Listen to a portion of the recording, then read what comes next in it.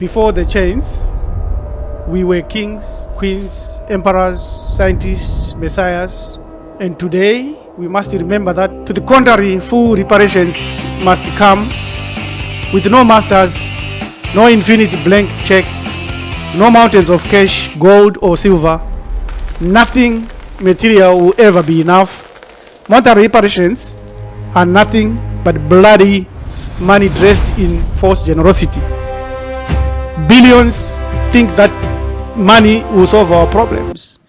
Billions think that money should be used for reparations. Pause for a moment and ask, if we settle for cash, if we settle for material reparations, any material reparations, we will be walking straight into a trap. Who designed that trap? It is the same masters of the same slavery that we are asking them to pay. It is obvious the same people who enslaved us, they didn't just steal our labor. They invented the entire global money system and many, many other systems where we are forced to play in and play second fiddle. They control the printing press. They can create any amount of money they want, whenever they want, without limits, unlimited, endless, and on demand. So tell me, how exactly do you think the demand for compensation, monetary compensation from the currents they own is smartness? It's just foolishness. It's delusional. And here is the part that should make you think twice and deeper.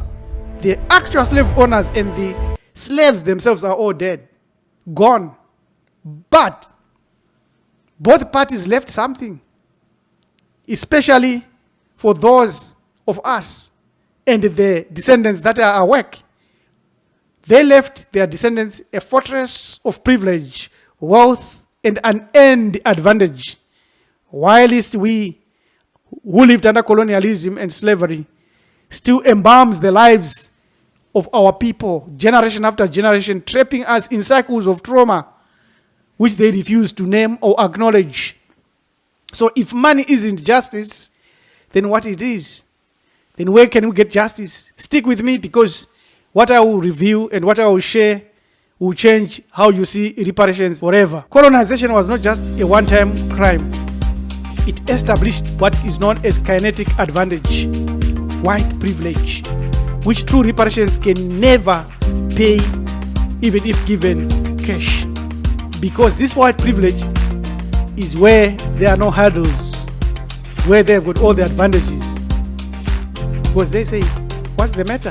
It's the same distance, but look, white privilege and the epigenetic weight of us, the descendants, which we inherited, epigenetic trauma, which we suffered under the Isfetic consequences of slavery and colonization, goes right deep into our very biology of being wave collapsers.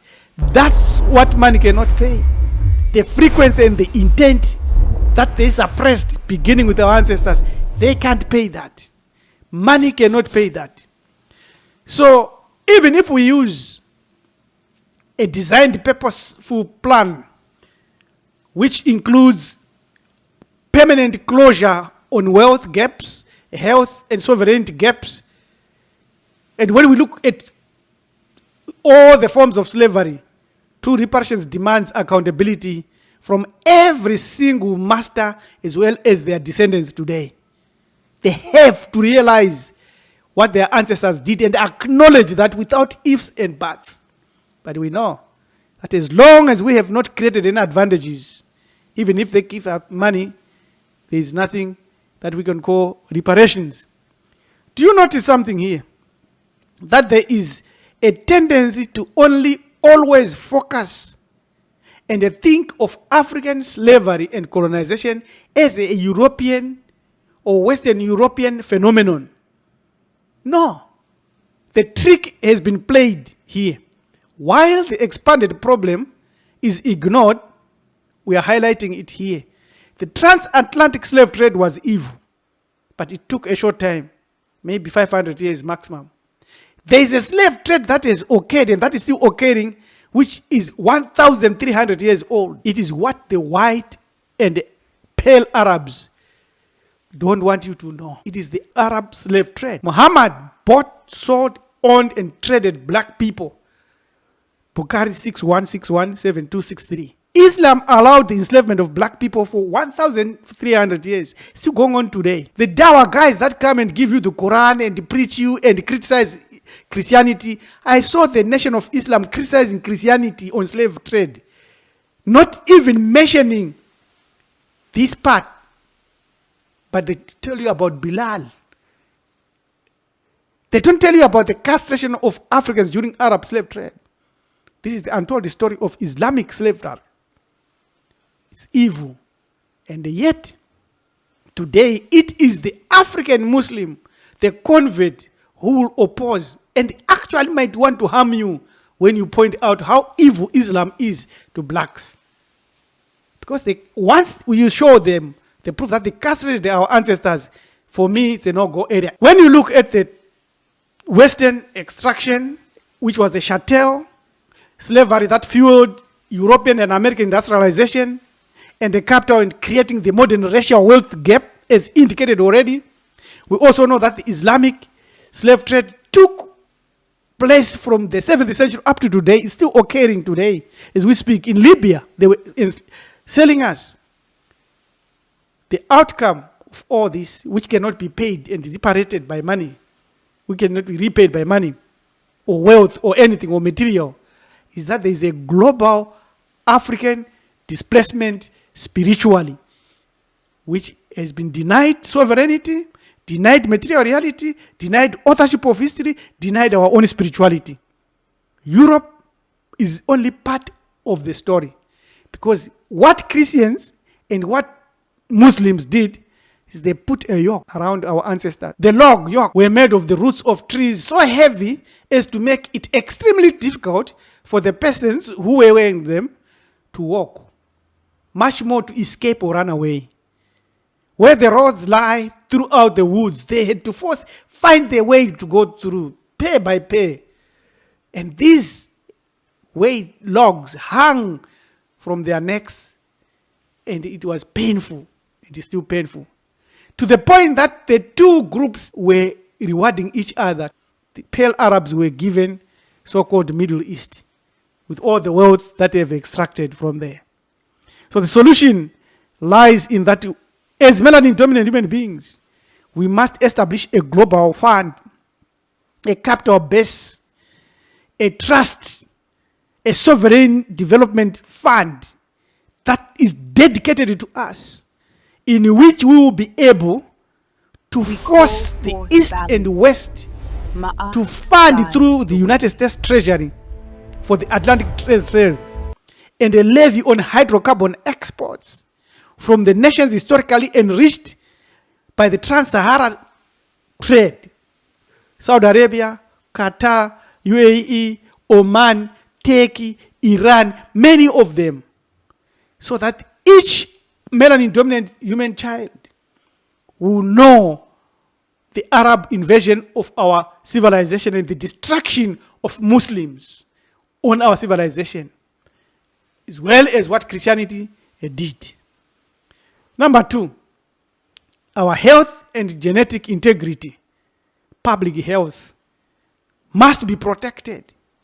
We must treat the biological injury of intergenerational trauma and the physical legacy of the Eastern trade, the genetic bottleneck caused by historical mass castration, by opening up to each other and teaching each other the truth that we need to specifically focus on matic alignment, restoring health through nutrition, perinatal care, and the CBT designed to deconstruct the slave master psychological frequency.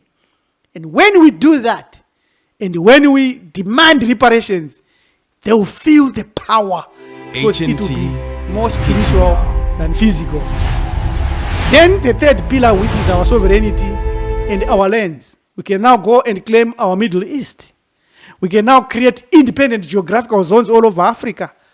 We can now go to America and they claim that 20% of the United States federal land west of the Mississippi must be transferred to black-owned municipalities, and we must manage them so well, so perfectly, to the point that these zones will become independent, and our citizens in these areas will never feel the victims or demand reparations monetarily, because we'll be creating our own systems and our own financial systems. We need to also understand how we can deal with competition. Unfettered participation in all competitive landscapes. Also be represented as owners and managers of major global systems in their layered technocratic hierarchy.